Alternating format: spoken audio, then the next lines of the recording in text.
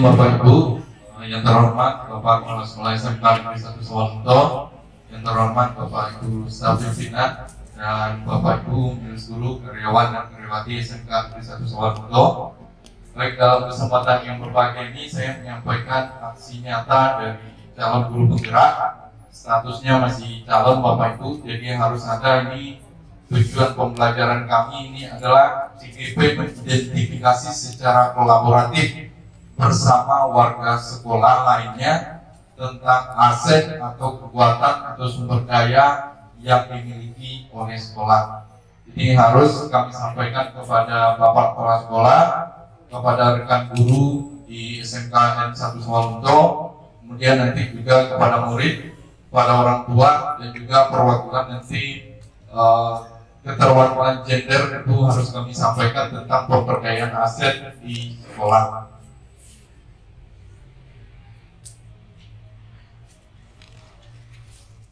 Baik Bapak Ibu, ini sekolah sebagai ekosistem. Kalau ekosistem kita semuanya mungkin sudah tahu, ada biotik dan ada abiotik.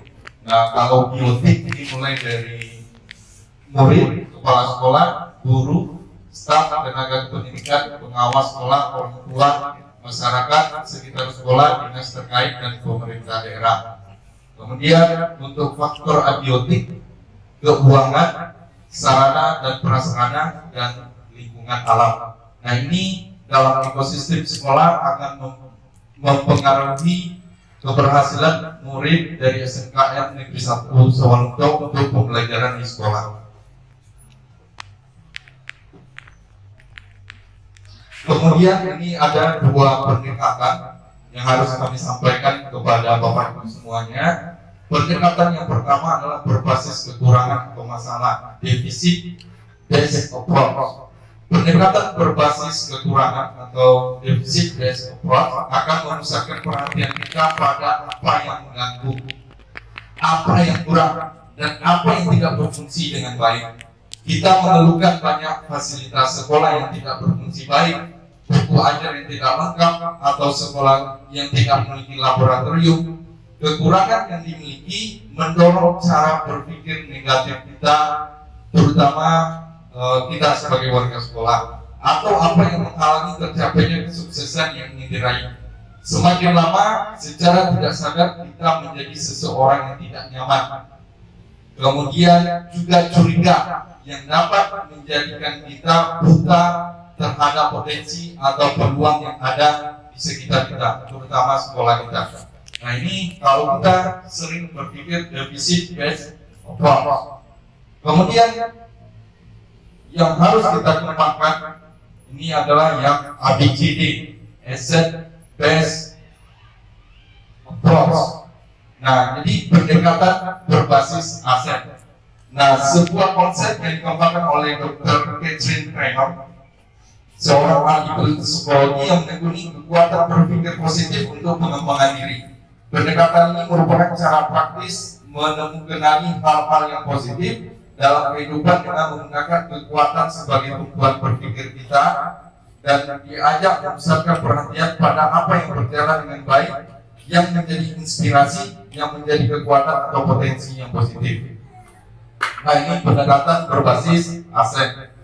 Untuk pola pikirnya Bapak Ibu, ini ada tabel perbedaan antara kita berpikir berbasis kekurangan dengan berbasis aset. Untuk yang berbasis kekurangan fokus pada masalah aja terus yang dibahas.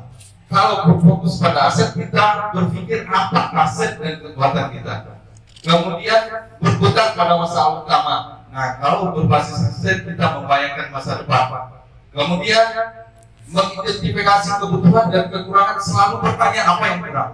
Nah, kalau kita berbasis aset, kita berpikir tentang kesuksesan yang telah diraih dan kekuatan untuk mencapai kesuksesan tersebut. Kemudian fokus mencari bantuan dari sponsor atau institusi lain. Kalau berbasis aset, mengorganisasikan kompetensi dan sumber daya, aset dan kekuatan yang ada di sekolah kita. Kemudian merancang program atau proyek untuk menyelesaikan masalah, itu yang berbasis kekurangan. Sedangkan berbasis aset merancang sebuah rencana berdasarkan visi dan kekuatan.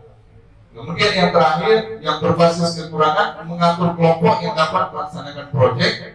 Kemudian berbasis aset, melaksanakan rencana aksi yang sudah diprogramkan.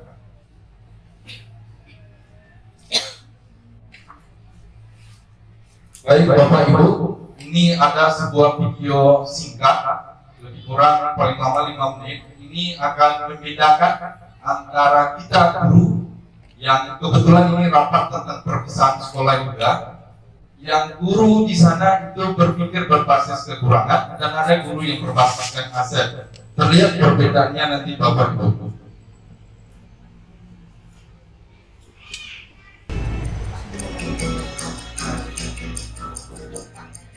Baik Bapak Ibu sekalian, pagi ini saya sengaja mengundang Bapak Ibu di sini karena ada hal yang harus kita bicarakan. Mengingat sebentar lagi kita akan melaksanakan acara perpisahan di sekolah. Tapi saya merasa pesimis kalau kita bisa melaksanakan acara tersebut. Bagaimana menurut Bapak dan Ibu sekalian? Bu, kalau kita meminta bantuan dari wali murid, kayaknya agak susah Bu. Tahun kemarin mereka tidak mau untuk menyumbang uang. Iya sih, tapi kalau acara perpisahan tidak dilaksanakan, orang murid akan menanyakan kepada saya. Kalau kita buat acara seadanya Bu, dengan barang-barang yang kita punya itu susah juga Bu. Minimal kita harus punya sound system, dan itu kita tidak punya. Terus kita harus sewa dan tidak ada dananya. Belum lagi nanti sewa panggung dan dekorasi. Iya, kalau seperti itu kan sibuk. Kita tidak bisa mengadakan acara apa-apa. Ya memang sih, tapi sayang juga dengan dana yang sedikit kita harus melaksanakan acara perpisahan. Iya Bu, kalau kita mengadakan acara perpisahan, berarti kita harus mengisi acara perpisahan tersebut dengan tari-tarian atau dengan yang lainnya.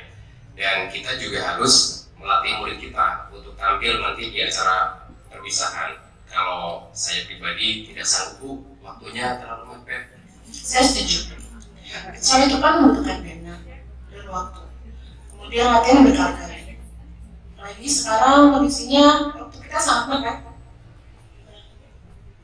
Baiklah, kalau gitu kita putuskan tahun ini kita tidak mengadakan acara perpisahan sekolah, kecuali jika kita mendapatkan dana dari pusat atau ada dana bos yang bisa kita gunakan untuk acara perpisahan. Ini berpikir berbasis kekurangan Bapak Ibu. Nah, kita lihat kalau kita rapat, berpikir kita berbasis aset atau kekuatan kita yang ada di sekolah. Baik Bapak dan Ibu, mengingat sebentar lagi kita akan mengadakan acara perpisahan sekolah, dan sebagaimana diketahui bersama, kita memiliki anggaran yang tidak cukup banyak. Bagaimana kalau kita menggunakan apa yang ada dan apa yang bisa kita lakukan agar acara perpisahan berkesan untuk anak-anak murid kita? Iya Bu, kita bisa membuat acara perpisahan sesuai dengan kemampuan kita. Misalnya kita bisa meminjam aula kecamatan. Kebetulan ada orang tua wali murid kelas 6 sebagai pengurusnya. Nanti saya akan tanya bagaimana prosedur untuk meminjam aula tersebut. Boleh juga tuh Pak, bagaimana dengan dekorasi dan panggung? Untuk kebutuhan itu sudah saya catatkan di sini. Yang pertama itu untuk panggung, nanti kita bisa menggunakan meja-meja kelas, kita susun jadi panggung bisa. Nah, untuk aula itu kalau Pak Muji bisa pinjam yang di dekat sekolah itu lebih mudah Bu. Jadi anak-anak kelas 6 bisa kita minta bantuannya mengangkat meja-meja itu ke aula. Nah, terus yang ketiga Bu, untuk dekorasi sama hiasan bunga, kita bisa pinjam ke guru-guru yang lain. Atau kalau kesulitan, kita bisa pinjam ke orang mahasiswa. Terus pita itu ada Bu, anak-anak kita yang bikin pita untuk keterampilan itu bisa digunakan. Nah untuk balon itu kebetulan tahun lalu kan masih ada sisa, jadi kita bisa gunakan balon itu untuk tambah dekorasi acara ini. Saya juga perlu dulu kostum. Bagaimana kalau kita menggunakan seragam anak-anak yang ada. Kemudian hiasan bajunya kita bisa menggunakan fotografi yang ada pemilik-pemiliknya dan bisa kita susun juga buat dekorasi. Hiasan kepala kita juga bisa pakai daun, seadanya yang ada di kebun. Kemudian kalau masih kita repot sih kita menggunakan karton dan kita sendiri yang berdiri. Untuk konsumsi, bagaimana kalau kita melibatkan orang tua murid untuk menyebarkan kue-kue kering yang nanti disajikan untuk mereka juga? Bisa Bu, itu Bu, mereka boleh berkembang sesuai kemampuan mereka. Oke, baiklah. Saya sangat senang sekali dengan ide dari Ibu sekalian. Ayo kita buat acara perpisahan ini menjadi berkesan buat anak-anak dan orang tuanya juga.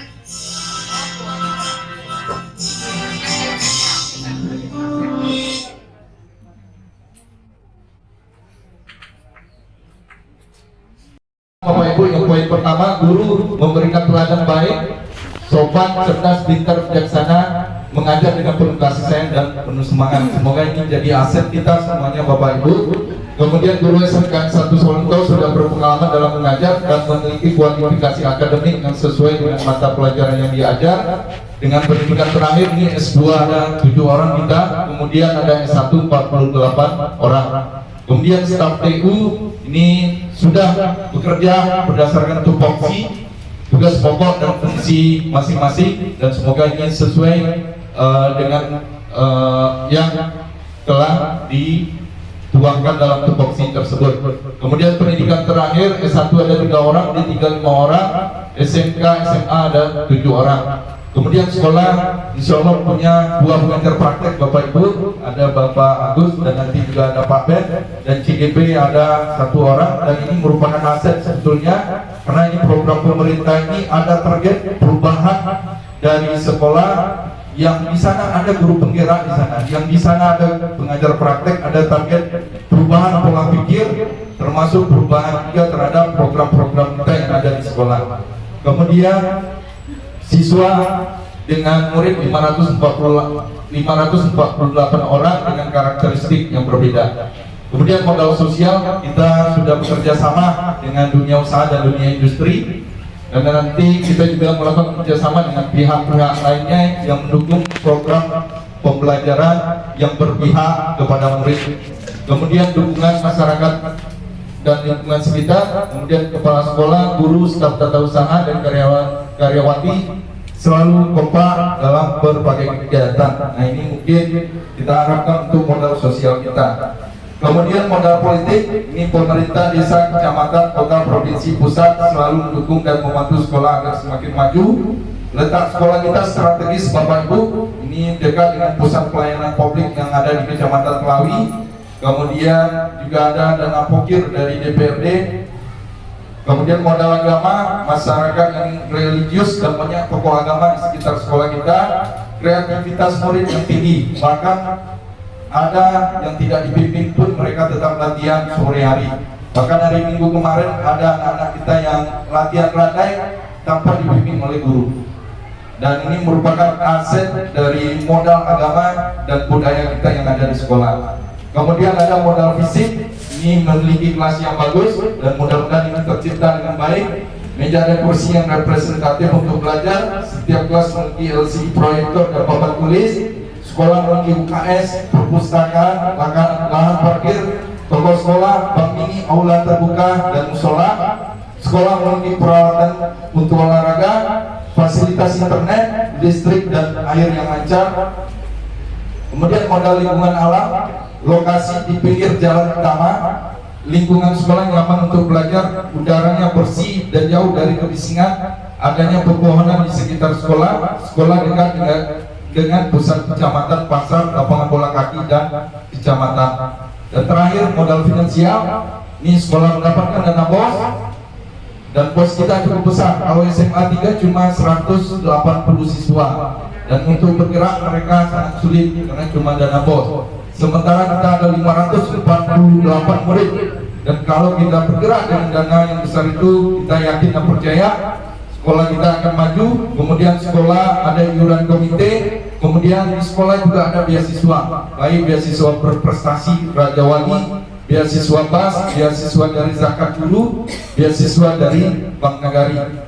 Bapak Ibu, ini kami mengajak kita bersama-sama untuk menciptakan aset atau modal yang ada di sekolah kita, dan sekaligus mengubah mindset kita atau pola pikir kita dari sebelumnya selalu memikirkan masalah atau kekurangan, menjadi kita guru dan pihak sekolah ujung tombak dari pendidikan kita di SMK Negeri 1 Sawalunto untuk berpikir berbasis aset atau modal yang ada di sekolah kita. Dari sekian yang kami sampaikan, ada tambahan Bapak Ibu untuk 7 aset utama kita yang ada di sekolah. Jangan berpikir kekurangan Bapak Ibu, aset modal yang kita miliki cukup banyak Bu. Ada tambahan Bapak Ibu? Baik, kalau tidak cukup mungkin nanti ada diskusi dengan pribadi kami aja nanti kalau ada penambahan tentang aset atau modal yang kita petakan, dan itu memang membentuk mindset kita, mind map kita untuk berpikir untuk kemajuan sekolah kita. Mungkin itu saja terkait aksi nyata kolaboratif kami tentang modul 3.2 calon guru penggerak. Terima kasih. Assalamualaikum warahmatullahi wabarakatuh.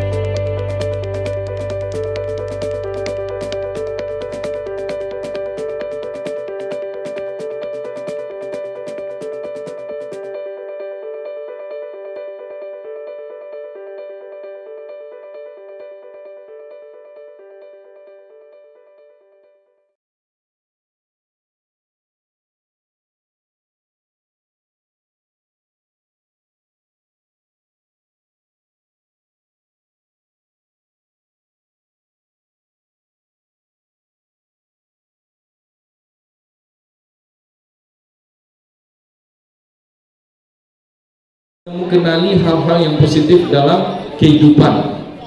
Nah, kemudian Green Hands tahun 2010 menjelaskan kecenderungan cara pandang yang menggunakan pendekatan berbasis kekurangan dengan pendekatan berbasis aset seperti yang dapat dilihat dari tabel di bawah ini.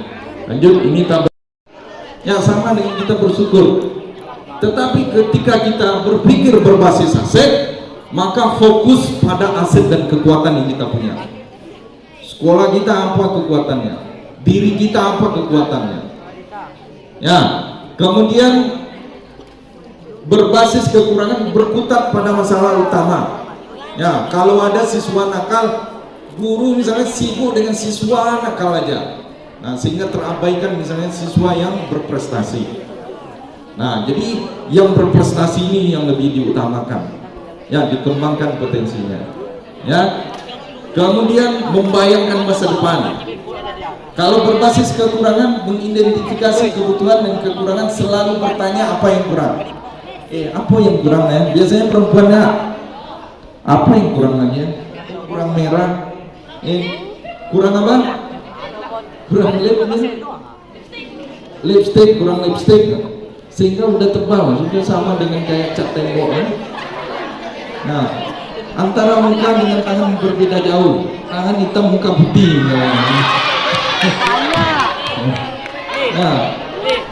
Nah, kemudian fokus mencari bantuan dari sponsor atau institusi lain. Nah, kalau berbasis aset, kekuatan mengorganisasikan kompetensi dan sumber daya, aset dan kekuatan. Kemudian merancang program atau proyek untuk menyelesaikan masalah. Kalau berbasis aset, merancang sebuah rencana berdasarkan visi dan kekuatan. Melaksanakan rencana aksi yang sudah diprogramkan. Siapa yang sering berpikirnya selalu yang kurang? Nah, itu kurang. Awak ke dari keluarga ekonomi awak payah lo. Badan tak lama lo. Lalu kurang lo. Piti kurang lo. Orang unda pecek kawan unda periyo. Selalu kurang. Ya, kekurangan aja yang dibahas.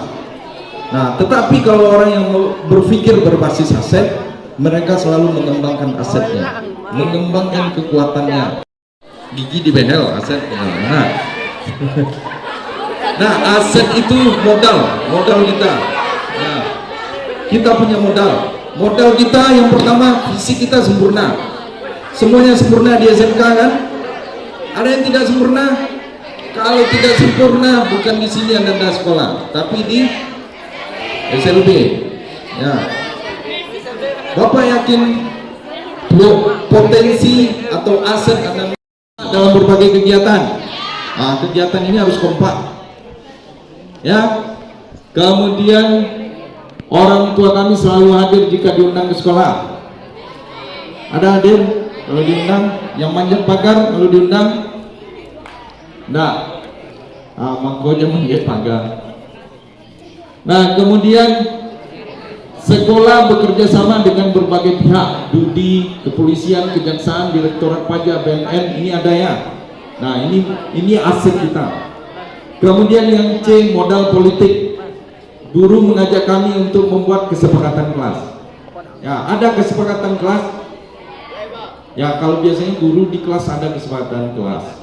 Nanti kesepakatan kelas ini berkembang sesuai dengan peraturan sekolah. Ya. Kemudian pemerintah desa, kecamatan, kota, provinsi, dan pusat selalu mendukung dan membantu sekolah agar semakin maju. Kemudian sekolah mendatangkan Kapolsek dan Kroamil untuk latihan kedisiplinan. Udah ya, kemarin ya, PLS ya. Ada tambahan nggak? Modal politik? Nggak ada. Lanjut, modal agama dan budaya. Murid dan masyarakat selalu semangat dalam beribadah. Nah, terutama sholat zuhur berjamaah yang ada di sekolah ya, itu aset kita. Kemudian semua murid bisa baca Al-Quran. Ada yang nggak bisa baca Al-Quran? Ada, angkat tangan. Nanti dibina oleh guru agama nanti. Ada. Semuanya ada ya. Kemudian adanya kesenian misalnya yang ada di sekolah. Ini aset ini.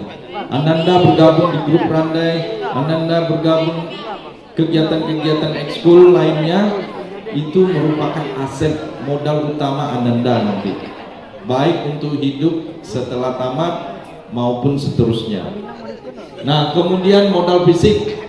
Nah, memiliki kelas yang bagus, meja dan kursi, setiap kelas ada LCD-nya, sekolah memiliki fasilitas yang lengkap, sekolah memiliki peralatan untuk olahraga. Kira-kira apa lagi yang ada modal fisiknya? Jangan lihat kekurangannya ya. Awak ikut ada sekolah awak Pak. Nah, tapi lihatlah yang ada di sekolah kita, kemudian kembangkan. Ya, lanjut. Modal lingkungan alam. Nah, untuk belajar seperti ini, lingkungan kita di aula terbuka nyaman atau enggak? Untuk belajar nyaman atau enggak? Enggak nyaman. Kurang. Kalau mau nyaman, tinggi SPP sekolah, enggak mau. Nah, nyaman. Model aula hotel apa gue? Untuk pelatihan. Lain mau 200.000 sebulan SPP. Di aula model hotel awak belajar. Nah, kemudian udaranya bersih, adanya pepohonan, sekolah dekat dengan pusat kecamatan, pasar, ini aset kita. Nah, silakan Ananda kembangkan lagi aset-aset Ananda yang Ananda miliki. Modal finansial, sekolah mendapatkan dana, sekolah ada iuran komite, si sekolah ada beasiswa berprestasi. Siapa dapat beasiswa berprestasi kemarin? Kelas 10 ada 1 orangnya. Awak. Amin. Ya, kemudian ada beasiswa BAS, beasiswa zakat dari guru ada juga. Nah, beasiswa dari bank negari dan lain sebagainya ada di sekolah kita. Itu aset, termasuk diri Ananda, itulah aset SMKN 1 Sawalunto. Ananda adalah aset untuk kemajuan sekolah di masa depan. Tidak hanya Ananda, kalau Ananda maju, keluarga ikut maju, sekolah maju, kecamatan maju, kota maju jadinya. Tapi kalau abang gue buruk, sekolah buruk lo deh. Ya. Jadi sekarang silakan kita sama-sama berpikir positif, berpikir berbasis aset, dan selalu mempunyai karakter yang baik. Oke, Bapak cukupkan. Terima kasih. Assalamualaikum warahmatullahi wabarakatuh.